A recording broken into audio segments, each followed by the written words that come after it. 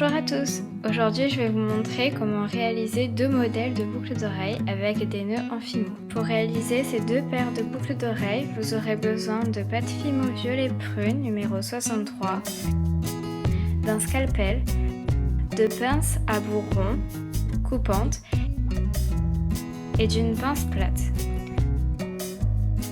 d'un peu de chaîne, de 6 clous à œil, de 2 clous à tête plate, de 2 paires de boucles d'oreilles, de 4 calottes pour les perles, de quelques anneaux et de 6 perles de votre choix. Pour réaliser cette paire de boucles d'oreilles, je commence par créer le nœud. Je forme 3 boules dont une plus petite que les autres. Je prends une des grosses boules et je viens pincer l'une des extrémités.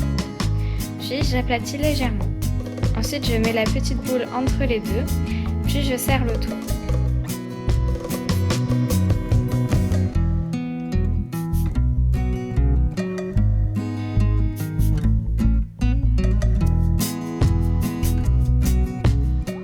Et pour terminer le nœud, je fais 2 marques au scalpel comme ceci.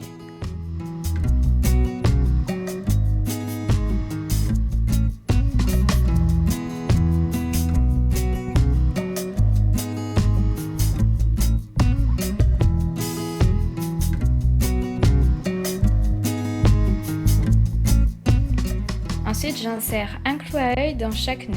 Je les fais cuire ensuite à 110 degrés pendant 30 minutes au four.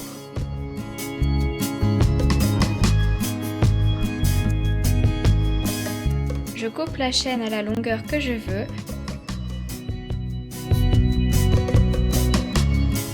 Puis je prends une des boucles d'oreilles et j'ouvre l'anneau qui est en bas. Ensuite, je glisse un des maillons dedans. Puis je referme l'anneau.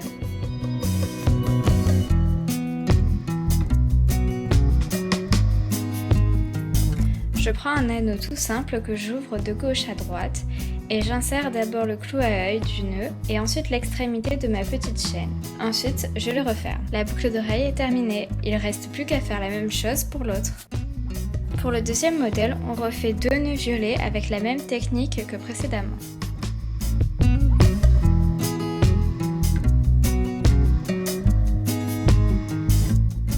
Ensuite, j'insère un clou en haut et un autre en bas dans chaque nœud. Je le cuis à 110 degrés pendant 30 minutes au four. J'ouvre un anneau et j'insère la boucle d'oreille puis le nœud et je le referme.